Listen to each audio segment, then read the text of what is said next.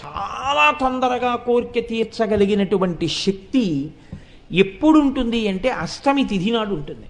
అష్టమి తిథి నాడు ఉండేటటువంటి చంద్రబింబములో ఉన్నటువంటి నిత్యకి ఆ శక్తి ఉంటుంది. ఆ నిత్య లలిత అనబడేటటువంటి ఆద్య కళలోంచి వస్తుంది ఆ కళ.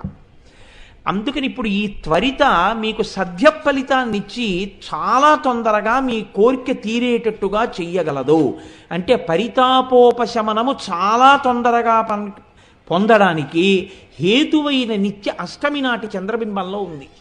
కాబట్టి ఇప్పుడు అమ్మవారు అష్టమి చంద్ర విభ్రాజదళిక స్థల శోభిత అన్న నామాన్ని పొందడం వెనకాతల రహస్యం ఏమిటి అంటే, మీరు అమ్మవారి యొక్క ముఖం వంక చూస్తే, అమ్మవారి యొక్క లలాటము వంక చూస్తే, మీరు బాగా శ్రద్ధగా ఒక్కసారి అమ్మవారి లలాటం వంక చూసి నమస్కారం చెయ్యగలిగితే